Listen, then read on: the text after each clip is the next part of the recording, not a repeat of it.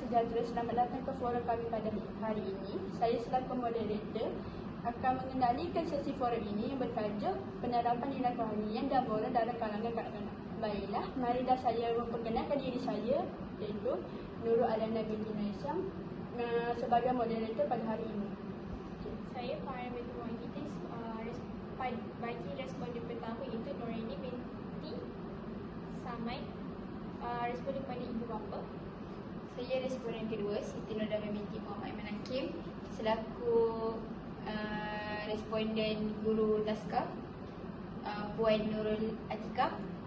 Saya responden ketiga, Nur Aina Zuliana binti Zulkifli. Saya mewakili guru tadika iaitu Puan Nur Naufal Bindina. Baiklah, saya mulakan dengan soalan pertama kepada panel ibu bapa. Pada pendapat Puan, apakah maksud nilai dan kerohanian dan moral dalam konteks kanak-kanak awal pada usia 0 hingga 6 tahun? Seperti kita tahu, pendekatan bagi pendidikan nilai kerohanian dan moral ini sangat penting kepada kanak-kanak. Sebagai contoh, nilai kerohanian ini perlu diterapkan pada seawal usia kanak-kanak itu sendiri. Bagi moral pula, ialah adab-adab mereka dalam sehari kehidupan. Sebagai contoh, untuk kerohanian ialah solat, mengaji. Benda itu perlu diterapkan kepada kanak-kanak. Baiklah, panel seterusnya iaitu guru taska. Okey, untuk guru taska pula, seperti yang kita tahu, kerohanian dan nilai kerohanian dan moral ni sangat penting kepada kanak-kanak kerana dari situ mereka akan belajar macam mana gaya peniruan awal tu sangat penting. Sebab contoh dia, kita kena belajar dari segi rutin harian mereka. Sebagai contoh, cara macam mana mereka menghormati orang, berdoa, bersyukur, berkasih sayang, ada sifat empati dan sebagainya. Jadi kalau kita terapkan daripada awal, mereka akan membawa diri mereka tu dari sekarang sampai bila-bila. Okey, pada pendapat saya pula, kerohanian dan moral ni dapat membantu murid-murid dari segi kerohanian dan moral mereka. Dapat juga membantu mendidik mereka. Terima kasih. Soalan seterusnya, apakah kepentingan penerapan nilai kerohanian dan moral dalam perkembangan kanak-kanak? Seperti yang saya cakap tadi, penting penerapan nilai kerohanian dan moral dalam kanak-kanak kerana jiwa kanak-kanak ini masih bersih, masih putih dalam awal usia mereka. Jadi kita sebagai ibu bapa perlulah menunjuk contoh yang baik. Sebagai contoh, solat depan mereka, mengaji depan mereka. Jadi mereka boleh rasa yang macam, oh ibu bapa, mak ayah saya solat. So perkara itu kan bagus. So boleh dijadikan contoh kepada mereka untuk buat bersama-sama. Guru taska pula. Okey, saya pula, kepentingan nilai dan kerohanian ni penting kerana ini membawa mereka punya jati diri, cara membawakan emosi mereka sejak daripada kecil lagi, dan juga cara mereka bersosial dengan dunia luar, dengan kawan-kawan, macam mana mereka nak eratkan hubungan silaturahim dengan ibu bapa mereka, dengan kawan-kawan mereka. Bagi saya itulah kepentingan nilai kerohanian dan moral ni untuk kanak-kanak usia seawal itu. Pada pendapat saya pula, kepentingan penerapan nilai kerohanian dan moral ni dapat membantu kanak-kanak berdisiplin dan bersasian tinggi.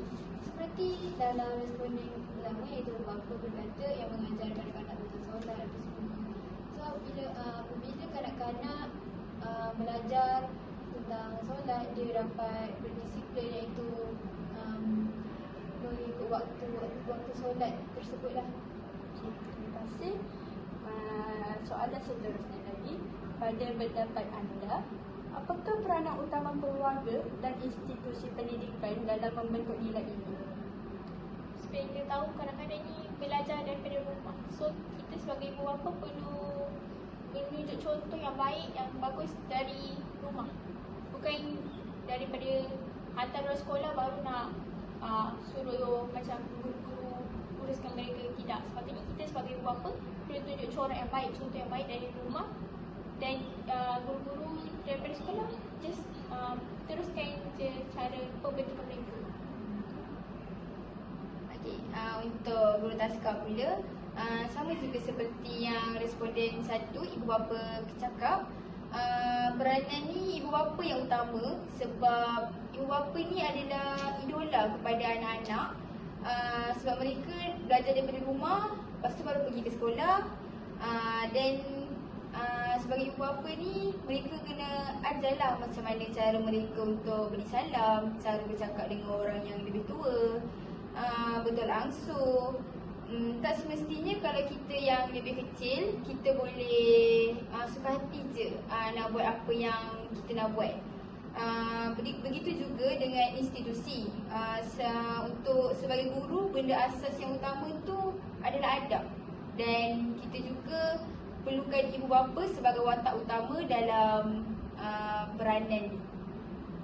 Pada pendapat saya pula, saya sangat bersetuju dengan pihak ibu bapa dan pihak taska kerana pihak keluarga ni amat penting dalam mengekalkan nilai kerohanian dan moral mereka, supaya apa yang mereka belajar di sekolah tidak lupa dekat rumah. Sebab kalau mereka belajar tentang nilai kerohanian yang tentang adab dan nilai, lepas tu mereka pulang ke rumah dan mereka ibu bapa tak mengamalkan amalan-amalan tersebut, mereka akan lupalah apa yang mereka belajar di sekolah.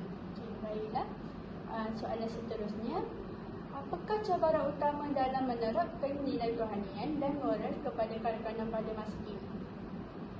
Cabaran yang kita tahu pada masa kini lah teknologi digital sendiri. Jadi bila ibu bapa bagikan gadget seawal usia kepada kanak-kanak, mudahkan mereka untuk memberontak. Kita sebagai ibu bapa pula mengajak mereka melakukan bersama-sama supaya mereka tak adalah terbiasa dengan perkara-perkara macam tu. Sebagai contoh, macam bila nak solat, kita ajak mereka bersama-sama solat, ajak mereka tentang hari ni waktu-waktu macam ni solat zuhur, solat isyak. Jadi dari situ cabaran yang sebagai contoh macam teknologi tadi tu, diorang jadi kekurangan lah untuk bermain teknologi sebab kita melakukan aktiviti tu bersama-sama. Okay, untuk guru taska pula, cabaran utama tu betul teknologi.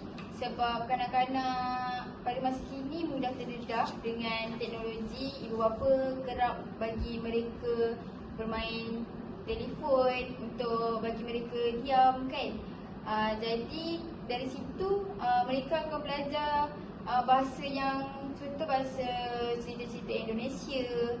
Jadi itu kurang sesuai kepada kanak-kanak ini kerana mereka akan mudah terikut dan mereka akan jadi kurang adab jika mereka melihat video yang tak sepatutnya dan tak sesuai dengan umur mereka.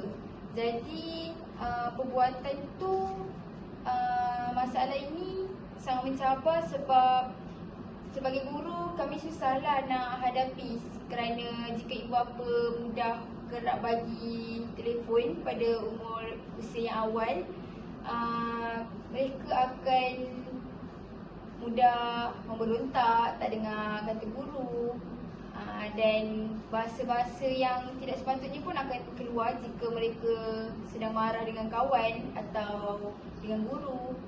Itulah.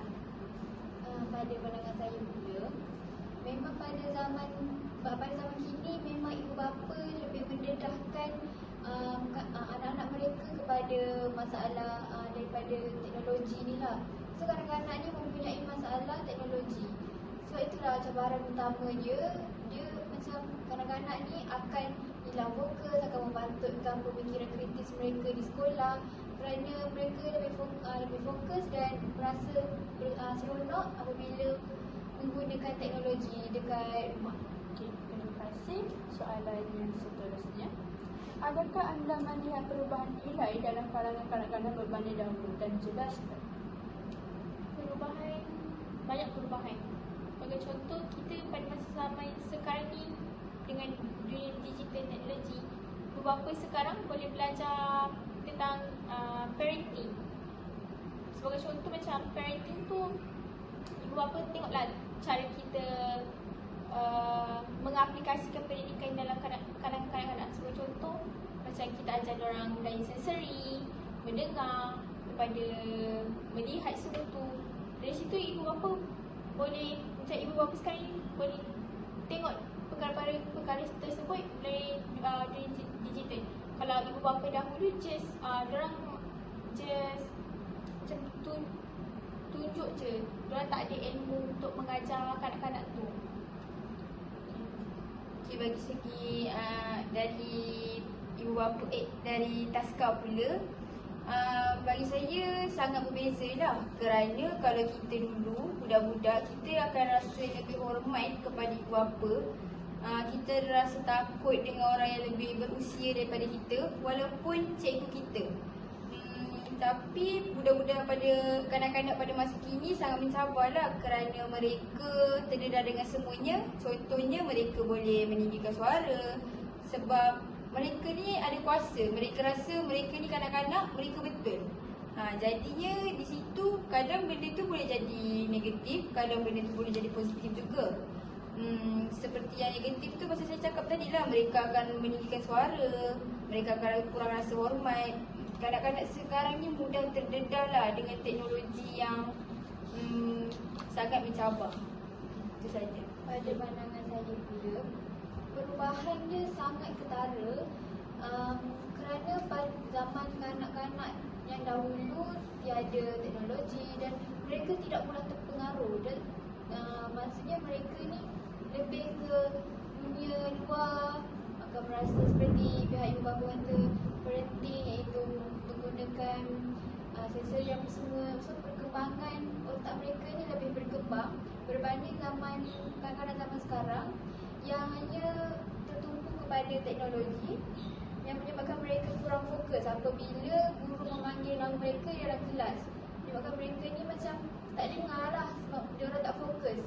Lepas tu saya juga mereka juga tidak mampu membezakan bahasa Malaysia dengan bahasa Indonesia. Mereka dapat kekeliruan bahasa dekat situ kerana dekat rumah mereka tengok gadget, menggunakan dalam gadget tu melihat video yang bahasa Indonesia, jadi bahasa Malaysia. So mereka akan merasa keliru lah dekat situ bahasa tu. Kemudian mereka juga akan menggunakan bahasa yang kasar dan tidak sopan kerana terpengaruh dengan gadget ni lah. Macam seperti mereka melihat video yang mempunyai bahasa yang kurang sopan, mereka juga akan terpengaruh dan boleh ikut. Okey, baiklah, saya nak tanya pada panel ibu bapa. Apakah amalan harian yang Puan lakukan untuk menyerap nilai rohaniah kepada kanak-kanak? Amalan harian yang saya lakukan ialah menyediakan perantai seperti telekung, sejadah, iqra untuk mereka belajar seawal usia mereka. Sebagai contoh, untuk mula pula kita ajar mereka untuk bersedekah. Kita ajar mereka macam pergi rumah cirai-cirai, sedekah makanan. Dari situ mereka rasa gembira. So boleh jadikan penerapan kepada diri mereka untuk sentiasa menolong orang lain. Guru Taska, bagaimanakah Guru Taska dapat menerapkan nilai rohaniah dalam rutin harian kanak-kanak di Taska?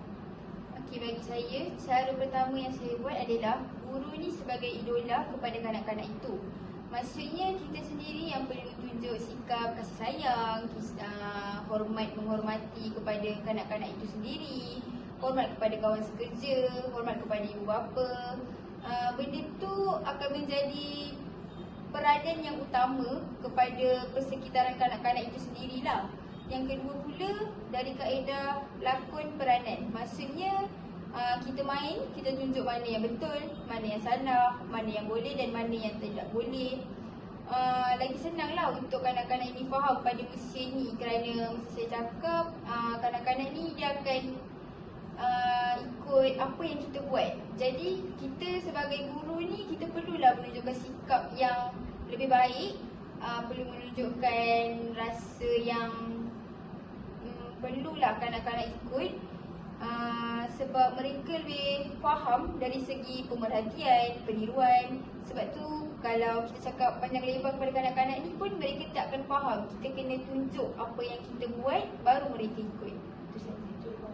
Panel tadika, bagaimanakah guru tadika dapat mengintegrasikan nilai kerohanian dan moral dalam aktiviti pengajaran dan pembelajaran? Seperti yang guru Taska sebutkan tadi, guru sebagai idola. Guru sebagai idola ni akan kita sebagai guru ni berperanan penting lah dalam menginteraksikan nilai ni. Sebab saya sebagai guru tadika, saya sendiri yang akan ambil inisiatif untuk mengamalkan bacaan doa dan surah, seperti membaca doa makan, membaca surah harian, setiap pagi berselawat, dan mereka akan mengamalkan perkara-perkara faedah lah di tadika. Okey, baiklah, saya nak tanya panel di luar pula. Apakah kaedah atau teknik yang anda puan gunakan bagi mengajar anak tentang konsep kerohanian dan moral? Seperti yang kita tahu, kanak-kanak ni dia seharusnya diorang banyak pertanyaan. Mereka akan selalu macam tanya, yang ni kena buat apa, yang ni kena buat apa. Jadi kita sebagai ibu bapa, setiap kali perkara yang kita lakukan tu, kita kena bagi tahu. Macam solat kan, seperti solat, kalau solat sekarang pukul berapa untuk solat Zuhur. Solat ni kenapa kita kena buat? Untuk jaga agama kita, sayangi agama kita, macam tu. Jadi dari sini kita boleh tahu banyaklah perkara yang boleh dicontohi kepada kanak-kanak. Saya nak tanya Guru Taska, apakah strategi atau kaedah yang dilakukan untuk membentuk tingkah laku kerohanian dan moral kanak-kanak di Taska? Okey, strateginya adalah guru ni tak boleh sangat menekankan subjek yang melibatkan lisan kerana mereka masih kanak-kanak. Mereka pun belum faham lagi apa yang perlu mereka buat. Masa cakap, kalau kita cakap panjang lebar pun mereka tak boleh nak ikut sebab mereka ni kanak-kanak lagi. Jadi kita kenalah tunjuk apa yang kita nak buat. Jadi mereka akan ikut cara tu. Selain tu, mereka ni juga ada limit mereka punya pemahaman kerana mereka kan masih kanak-kanak. Dan biasanya kita kat Taska kita akan ajar dari segi bermain lah, kerana bermain ni kan mereka akan ikut. Jadi kita buatlah bermain sambil belajar. Contoh kalau kawan tu sendiri tak berjaya, kita kenalah main bersama-sama orang yang tak berjaya tu. Kita bagi mereka berjaya sama-sama. Dan kita perlulah bekerjasama dengan mereka supaya mereka dapat lebih rapat dan dapatlah berjaya sama-sama. Okay, terima kasih. Saya nak tanya Guru Tadika, apakah pendekatan strategi atau kaedah yang digunakan untuk mengajar kerohanian dan moral pada kanak-kanak? Saya sebagai guru tadika menggunakan strategi belajar sambil bermain kerana kanak-kanak pada umur 5 hingga 6 tahun ini hanya memikirkan tentang keseronokan, tentang bermain dalam otak mereka. Jadi saya menambah dalam belajar tu kita ada bermain untuk meletakkan keseronokan dalam aktiviti yang kita belajar bersama. Jadi mereka dapat kita sebagai guru tadika dapat menarik minat kanak-kanak untuk belajar tentang pelajaran yang kita belajar tu lah. Seperti contoh kita membaca doa sambil bernyanyi, membuat aktiviti yang berunsurkan nyanyian atau tarian. Okay, terima kasih. Bagaimanakah puan-puan menangani konflik atau tingkah laku negatif yang ditunjukkan oleh kanak-kanak? Bagi saya sebagai ibu bapa, kita perlu menegur perbuatan kanak-kanak tu jika mereka ada melakukan kesalahan. Sebagai contoh, anak saya ada satu hari tu dia pergi ke sekolah. Setiap kali sesi persekolahan, guru-guru akan tunjuk apa yang mereka lakukan aktiviti pada hari itu. Jadi ada satu hari tu gambar anak saya tak ada buku atas meja. Saya tanya kepada guru, kenapa buku anak saya tak ada atas meja? Dia tak buat kerja ke macam tu? Pada hari tersebut, anak saya balik, saya tanya, Afa tak buat kerja ke? Hari ni belajar apa? Kenapa tak ada buku atas meja Afa? Sambil saya tunjuk gambar tersebut. Jadi anak saya jadi rasa takut sebab dia rasa dia buat sesuatu kesalahan sebab tak ada buku atas meja. Tapi pada masa yang sama dia bagi tahu buku Afa basah, jadi Afa tak boleh nak buat kerja, tak boleh tulis, bila tulis jadi koyak. So saya tanya kepada guru, betul ke apa yang anak saya cakap, betul ke? Bila guru kata betul, buku Afa basah masa tu. Jadi pada masa itu kita nampak mereka rasa takut. Jadi mereka jujur lah. Mereka tahu benda tu salah, jadi mereka cakap benda yang betul supaya tak adalah mereka buat kesalahan berulang-ulang. Okey, sebagai guru taska ni, mula-mula cikgu atau pendidik tu sendiri yang kena tenang, tak nafas. Kita jangan terus serbu mereka, jangan terus cari salah mereka. Kita tanya dulu, kita cari dulu apa punca tu yang pertama. Lepas tu bila semua dah tenang, kita cari punca kenapa benda tu boleh terjadi. Apakah cabaran utama Puan sebagai apakah Puan mengalami macam mana Puan mengalami konflik atau tingkah laku negatif yang ditunjukkan oleh kanak-kanak? Kita sebagai contoh, kita sebagai ibu bapa perlu tegur anak kita sekiranya melakukan kesalahan. Sebagai contoh, pada hari anak saya sesi persekolahan, saya tanya, setiap kali sesi persekolahan tersebut, guru akan tunjuk gambar apa yang anak-anak lakukan pada hari itu. Jadi ada satu hari tu guru tunjuk gambar anak saya sambil buat kerja, tapi pada masa yang sama dekat atas meja tak ada buku. Jadi saya tanya kepada anak saya, kenapa tak ada buku atas meja Afa tak belajar ke? Pada masa tu juga dia cakap, buku Afa basah, so bila Afa nak tulis dah jadi terkoyak. Jadi saya tanya kepada guru tersebut, betul ke buku anak saya basah?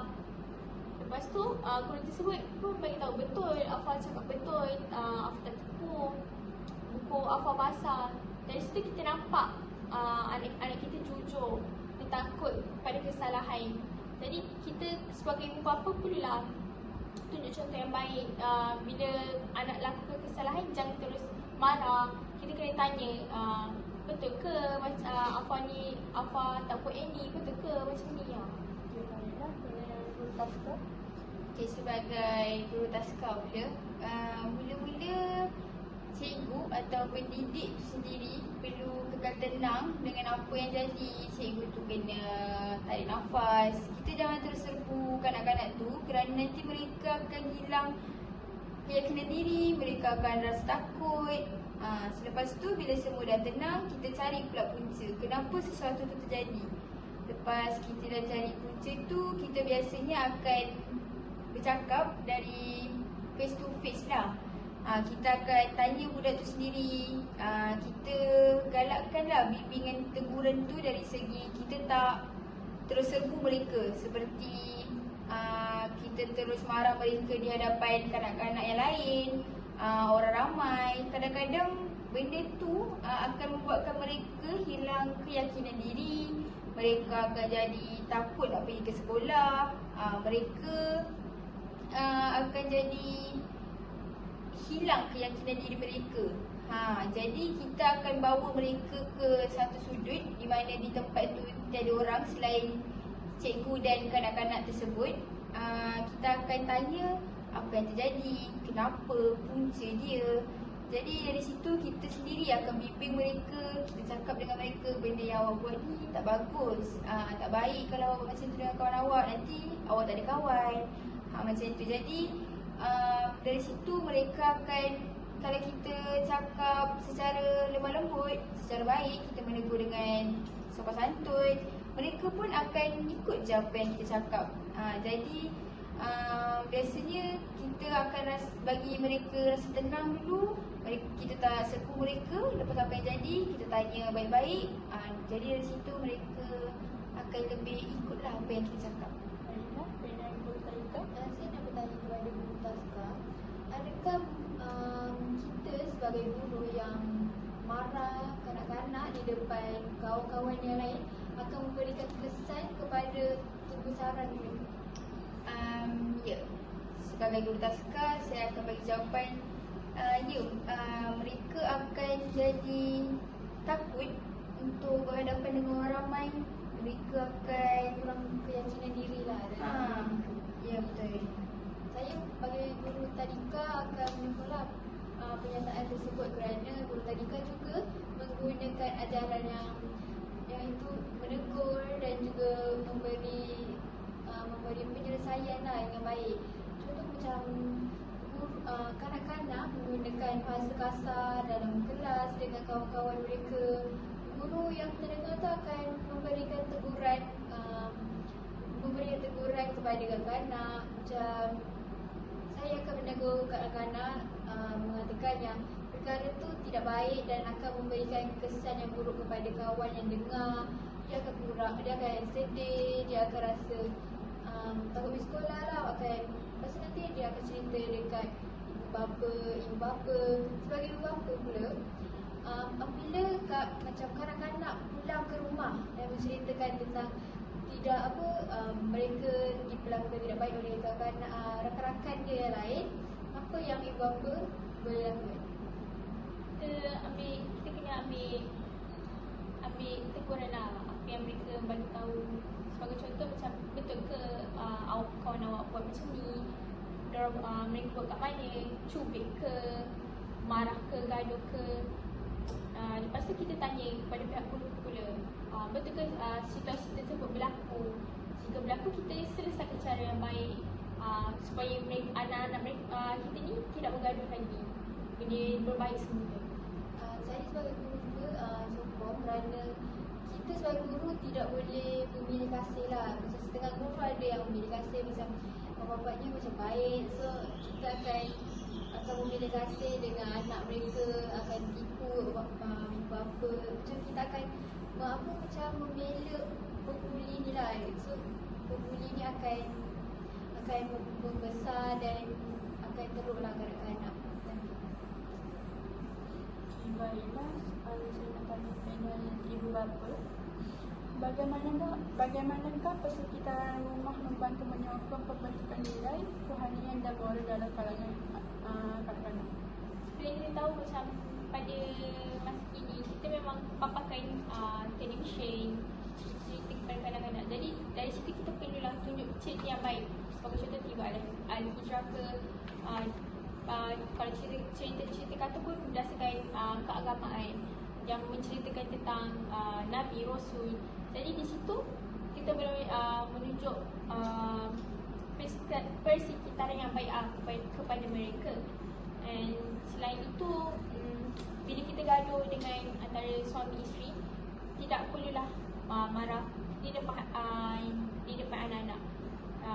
Tidak boleh menggunakan kata-kata yang besar, sebab kita tahu kanak-kanak ini akan meniru setiap perbuatan kita sebagai ibu bapa.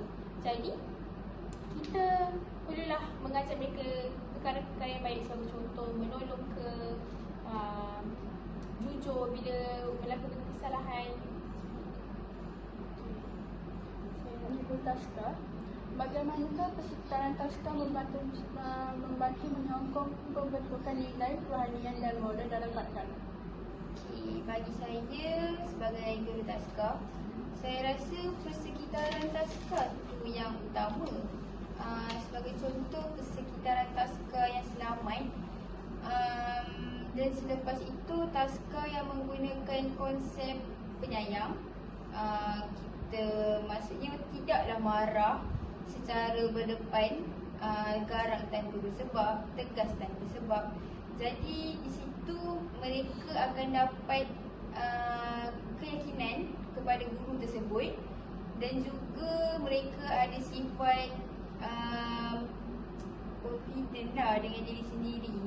Jadi kita juga dapat meluangkan masa bersama mereka, seperti kita dekatkan diri bersama mereka. Sebagai contoh, belajar sambil bermain tu, kita kan dapat mengeratkan hubungan silaturahim sesama sendiri.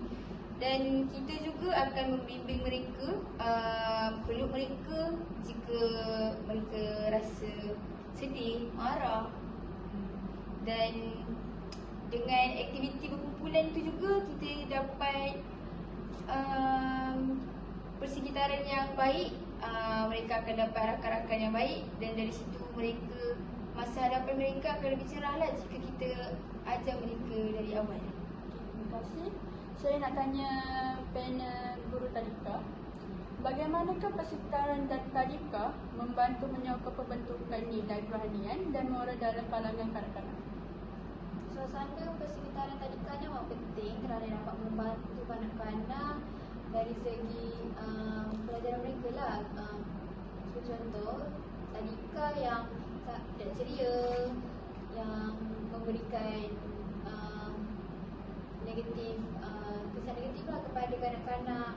Kanak-kanak ni akan tidak akan pergi ke sekolah kerana nanti ada keseronokan lah dalam pembelajaran mereka. Lepas tu, persekitaran yang ceria akan menarik minat mereka untuk bersekolah, dan mereka akan rasa seronok lah untuk datang ke sekolah ni.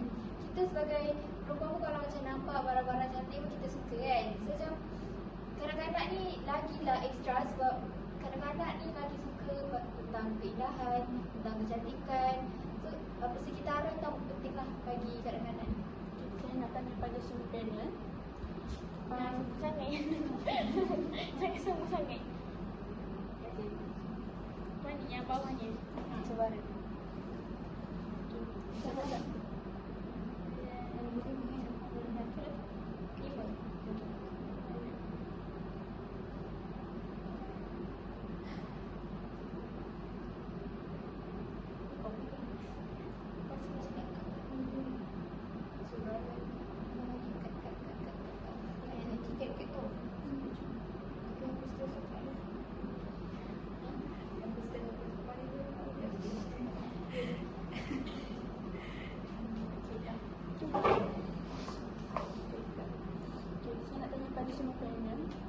Apakah cabaran utama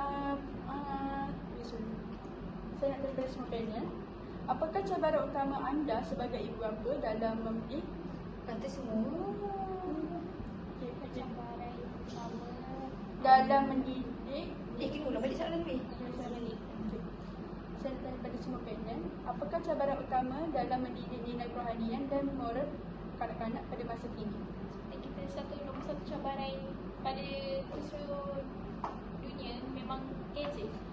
So seperti kita tahu, macam cara nak mendidik kanak-kanak ni dengan teknologi sangat susah. Sebab pada teknologi luar dengan negara kita sendiri berbeza. Kanak-kanak ni bukan melihat daripada satu platform sahaja. Mereka melihat pelbagai video. Jadi bukan setakat dalam negara kita, mereka juga melihat video-video tentang negara luar. Saya nak tanya panel Sebagai contoh, kanak-kanak melihat Dia macam aku tak suka tentu tau. Sekejap. Dia dah kalau anda pandang kau baru dia dah habis maksudnya. Dah salah nanti kau muka. Ulang balik ke apa? kena ulang balik lah. Saya nak tanya pada semua panel. Apakah cabaran utama dalam mendidik nilai kerohanian dan moral kanak-kanak pada masa kini? Seperti yang kita tahu, cabaran utama kita pada masa kini memang teknologi. Daripada segi negara masing-masing pun memang teknologi untuk cabaran dalam pendidik kanak-kanak ini. Seperti yang kita tahu, macam pelbagai platform media sosial yang kanak-kanak kita lihat video, bukan daripada negara kita saja, negara luar juga mereka tonton. Jadi dekat situ jadi sukar kepada ibu bapa seperti saya untuk mendidik kanak-kanak, sebab sebagai contoh, mereka melihat video tentang hari Christmas. Kita tak sambut, kita sebagai orang Islam tak sambut Christmas tu. Jadi kita sebagai ibu bapa perlu terangkan kepada anak-anak, oh hari Christmas ni untuk orang-orang macam ni. Kita umat Islam kena sambut hari raya, solat, puasa. Jadi di situ menyukarkan saya sebagai ibu bapa untuk menerangkan lagi detail kepada mereka tentang kerohanian dan semua itu. Saya nak tanya pada pihak ibu bapa. Bagaimanakah Puan mengelakkan anak-anak Puan bermain gadget? Kita tak boleh mengelakkan kanak-kanak kita, anak-anak kita main gadget sebab memang tu teknologi sekarang. Mereka masih perlu tahu tentang teknologi. Tetapi kita perlu menghadkan penggunaan gadget kepada mereka. Sebagai contoh, dalam tempoh sehari boleh kurangkan dalam 2 jam, sejam ke untuk mereka main. Tetapi dalam penggunaan itu perlulah berunsurkan pembelajaran. Tidak boleh macam tengok sekadar permainan video, tak perlu. Kita perlu menghadkan penggunaan tersebut dalam sesi pembelajaran mereka. Baiklah, saya nak tanya pada guru taska pula. Okey, sebagai guru taska pula, cabarannya yang utama juga adalah masalah teknologi juga. Walaupun mereka bukanlah membawa mereka punya gadget tu ke sekolah, tetapi mereka kebiasaannya kanak-kanak ni memerlukan telefon untuk dipujuk sebelum mereka nak pergi ke sekolah ke. Sebagai contoh, kalau ibu bapa tu tidak dapat memberi mereka mainan yang mereka nak, ibu bapa akan menggunakan taktik yang gadget. Mereka akan menggunakan gadget untuk memujuk mereka lah. Tapi seperti yang saya cakap juga, mereka ni tidak faham lagi apa itu nilai kerohanian dan moral secara mendalam. Jadi mereka pun tidak tahu apa yang betul, apa yang salah, apa yang boleh dan apa yang tak boleh. Jadi yang kedua, saya rasa mereka belum lagi lah ada kawalan tingkah laku dan emosi yang stabil kepada kanak-kanak ni. Contohnya macam mana mereka nak terima kalau kita cakap tak boleh? Macam mana mereka nak terima macam mana kalau kita kata awak tak boleh main benda ni, awak tak boleh main benda tu. Jadi dari situ guru ni perlu mengajar mereka apa yang betul, apa yang salah, apa yang boleh dan apa yang tidak boleh. Maksudnya ada setengah kanak-kanak ni mereka akan menggunakan dengan cara marah dan menangis, ataupun mereka merajuk. Itu mungkin salah satu cara untuk mereka melepaskan apa yang mereka rasa, apa yang guru-guru ni tidak faham, apa yang mereka nak, apa yang mereka tak nak. Dan jadi mereka akan luahkan secara tantrum lah. Macam tu lah bagi saya. Baiklah, panel bertalika. Okay, pada pendapat saya dulu, saya setuju dengan panel bapa, iaitu masalah cabaran pertama ini memang cabarannya ialah gadget dan teknologi. Cabaran pertamanya ialah pendarahan kepada teknologi dan menyebabkan kanak-kanak ni akan kekeliruan bahasa, iaitu bahasa Malaysia dengan bahasa Indonesia. Macam seperti dalam berbagai platform, kanak-kanak lebih suka kepada yang sekarang tengah viral, iaitu yang tutup sahur, lepas tu anomali. Itu sebenarnya tak salah pun, tapi perkara seperti itu tidak membawa faedah lah kepada kanak-kanak. Dan mereka akan macam mengingat benda tu seharian, bercakap tentang benda tu. Kadang-kadang dia tak berfaedah lah berkata macam perkara-perkara macam tu. Dia mula macam sikit, tapi nanti lama-lama dia akan dia akan menjadi kebiasaan. Dan kadang-kadang ada jugalah yang makian yang dalam Indonesia punya, tapi mereka tak tahu pun itu makian. Tapi rupanya memang makian dalam bahasa Malaysia. So mereka juga akan mudah terpengaruh dengan perkataan-perkataan yang tidak sopan lah dalam platform ni. Dia tak ada tapis perkataannya. So macam bagi kita kanak-kanak yang untuk 4, 5 tahun, 6 tahun ni sangat tak sesuai. Kadang-kadang mereka tengok platform seperti YouTube, dalam game dia menggunakan bahasa yang kurang sopan dan mereka akan mengaplikasikan perkataan itu dalam perkataan harian mereka. Okey, terima kasih. Saya nak tanya panel ibu bapa. Sejauh manakah sistem pendidikan masa kini menyokong pembangunan nilai rohanian dan moral kepada kanak? Pada pendapat saya, sistem pendidikan sekarang sangatlah bagus sebab seperti kita nampak daripada kementerian sendiri tunjuk cara yang baik, tak ada tentang ilmu. Kita sekarang bukan sahaja menerapkan ilmu dalam diri mereka, tetapi unsur-unsur adab, kerohanian itu juga dititik beratkan. Sebab kita sebagai ibu bapa ni tak naklah melahirkan insan yang pandai, tetapi kita perlu melahirkan insan yang berpendidikan, yang beradab, berilmu. So jadi kita memang nampak sistem pendidikan sekarang memang bagus. Sebagai contoh, di sekolah anak saya, setiap guru tu akan menghantar info-info tentang adab untuk mereka pelajari pada minggu itu.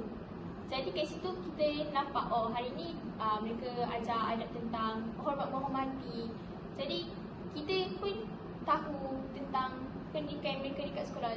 Nampaklah sistem pendidikan sekarang ni tidak menitik beratkan tentang ilmu untuk berjaya, tetapi menitik beratkan tentang adab itu sendiri. Okey, baiklah. Saya nak tanya pada guru taska. Sejauh manakah kurikulum taska menyokong pembangunan nilai rohanian dan moral? Sangat jauh, kerana bagi saya sebagai guru taska perlulah melalui aktiviti seperti taska ni kita akan menerapkan aktiviti yang perlu bermain bersama-sama, membina bersama-sama. Jadi guru sendiri pun perlu ada bersama-sama mereka untuk menolong apa yang mereka tidak boleh. Sebagai contoh, membuat aktiviti membina blog. Jadi kat situ mereka ada yang boleh, ada yang tak boleh. Jadi guru tu sekali perlu turut ada untuk mengikuti apa yang mereka buat tu. Dan selepas itu aktiviti ni bukan sahaja berdasarkan akademik. Kita juga boleh menerapkan aktiviti ni sebagai kita juga boleh terapkan nilai harmoni seperti sentiasa bersyukur, memberi pujian, memberi galakan kepada kanak-kanak ini. Maksudnya mereka sendiri akan faham konteks tersebut, seperti bermain bersama-sama ni tidaklah perlulah digalakkan kepada kanak-kanak ini supaya mereka lebih mudah bergaul dan tidak takut dengan orang yang seusia mereka. Dan kita juga perlulah bercakap, tunjuk dan jadikan kita ni sebagai idola kepada mereka, seperti bercerita. Kita perlu menunjukkanlah benda yang baik dan tidak baik, dan kita perlu menerapkan kepada mereka yang nilai moral dan kerohanian ni macam mana, supaya mereka akan lebih faham yang lebih mendalam dan mereka juga akan ikut bersama. Saya nak tanya pada panel guru tadika. Sejauh manakah kurikulum KSPK menyokong pembangunan nilai kerohanian dan moral pada kanak? KSPK ini sangat penting kerana dalam KSPK ada jenjang yang melibatkan kerohanian dan moral. Dalam buku KSPK juga mengajar kita sebagai pendidik ni untuk mengamalkan nilai kerohanian dan moral kepada kanak-kanak. So nilai kerohanian dan moral ni amat pentinglah untuk diaplikasikan kepada kanak-kanak pada masa kini. Baiklah. Itu saja forum kami pada hari ini. Semoga bermanfaat kepada anda semua. Terima kasih.